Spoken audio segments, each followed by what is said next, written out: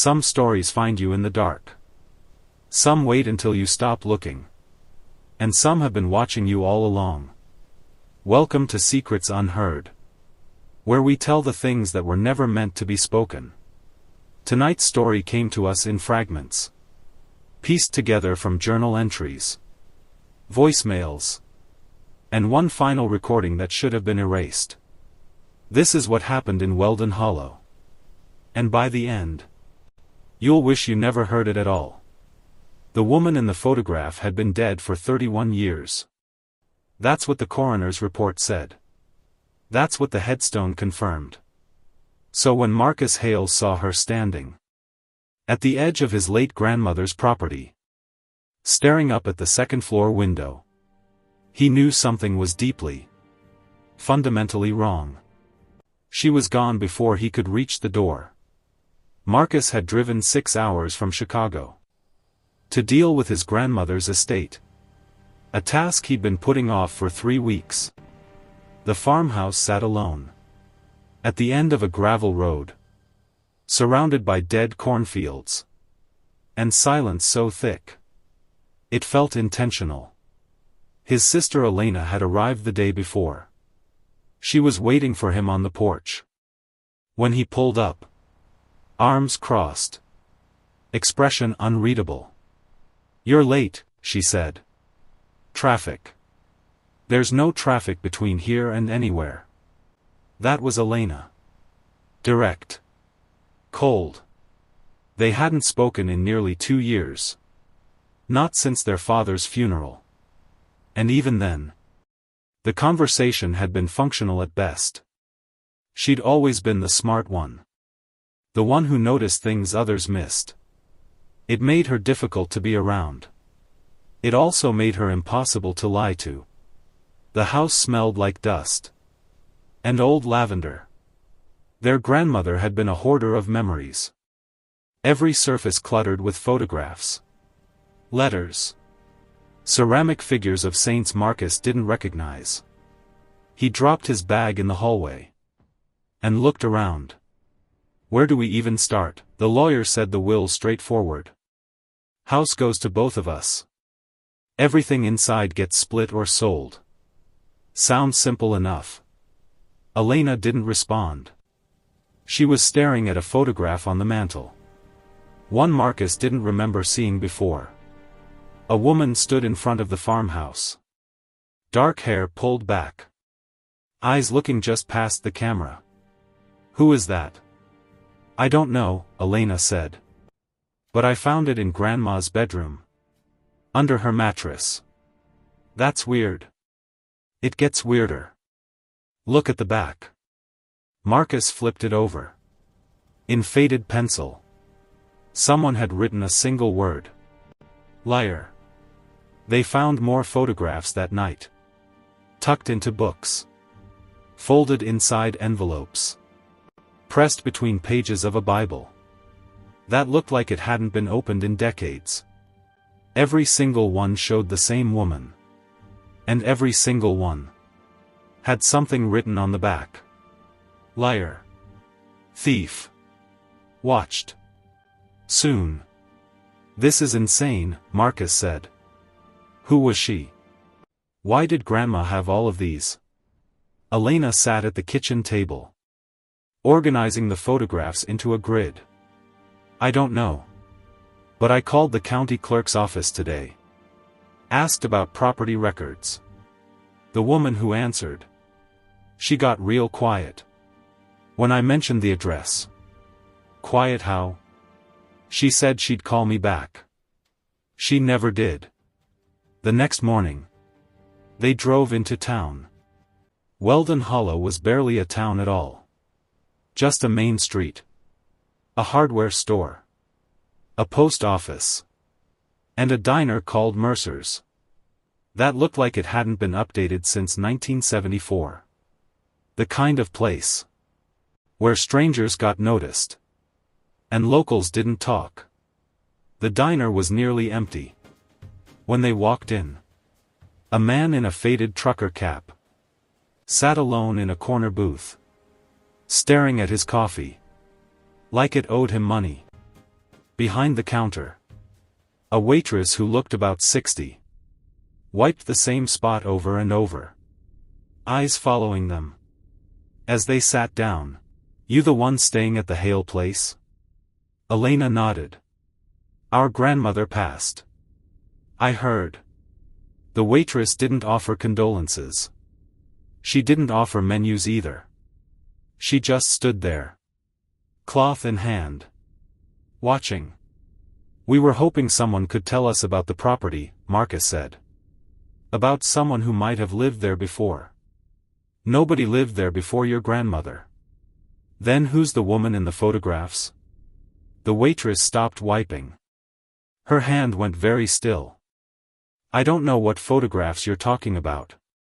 "The ones hidden all over the house. Same woman in every one." Silence stretched across the diner. Like a held breath, the man in the corner booth stood up slowly and walked toward their table. He was older than Marcus had first thought.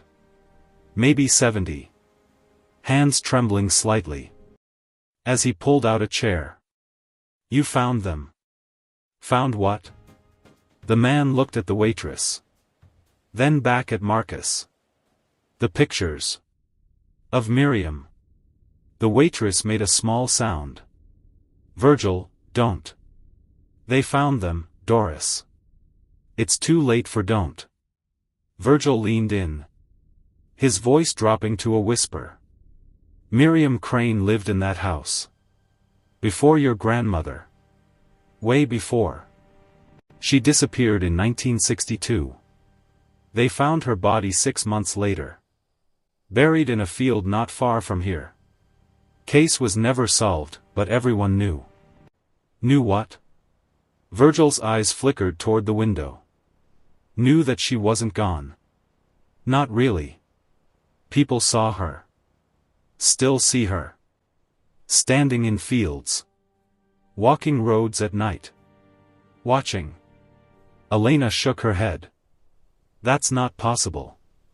You've already seen her. Haven't you?" Marcus felt his chest tighten. The woman at the edge of the property. The dark hair. The eyes. That was nothing. A trick of the light. Virgil smiled. There was no warmth in it. "She knows you're there. She knows you're looking. And once you start looking, she doesn't let you stop." They left the diner without eating.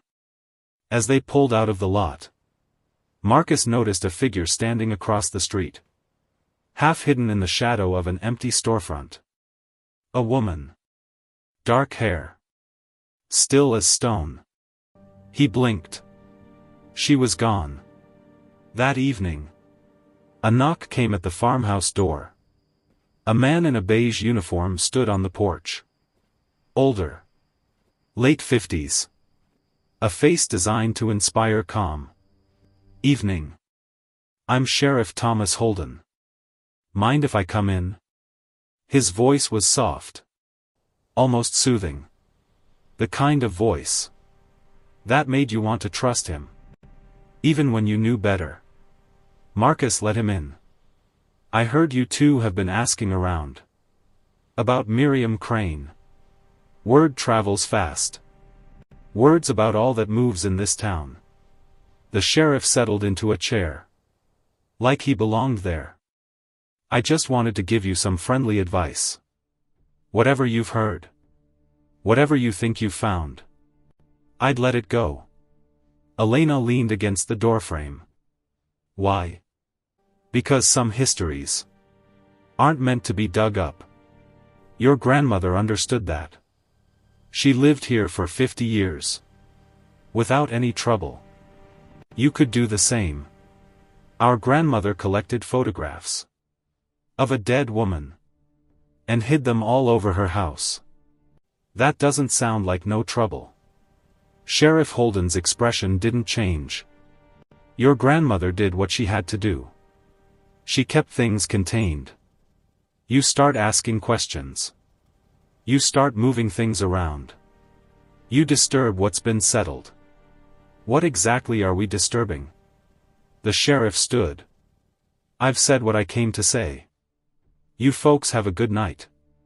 He was at the door when Marcus called after him. Sheriff. You knew her, didn't you? Miriam Crane. Holden paused. For just a moment. Something flickered behind his eyes. Something that looked almost like fear. Everyone knew Miriam. He left without another word. That night, Marcus couldn't sleep. He lay in his grandmother's guest room, staring at the ceiling, listening to the house settle around him. Around 2 in the morning, he heard footsteps. Slow. Deliberate. They came from the hallway. He held his breath. The footsteps stopped. Outside his door. Nothing happened. 5 minutes passed. Before he got up. The hallway was empty. But at the end of the corridor, the door to the basement stood open. He was certain it had been closed. He found Elena in the kitchen. The next morning, she was holding a piece of paper. I found this under my pillow. It was a photograph. The same woman. But this time, she wasn't alone. Standing beside her, young and unmistakable, was their grandmother. On the back, in the same faded pencil, we buried her together. Marcus felt the floor shift beneath him. What the hell does that mean? Elena's face was pale. I called Mom this morning. Asked her about Miriam Crane. Asked if Grandma ever mentioned her. And? Mom said Grandma had a sister. A sister named Miriam. She died before Mom was born. There was never a funeral. The family just said she went away. Miriam wasn't some stranger. No. Elena set the photograph down. She was family. The basement door was still open. And somewhere in the dark below, something was waiting.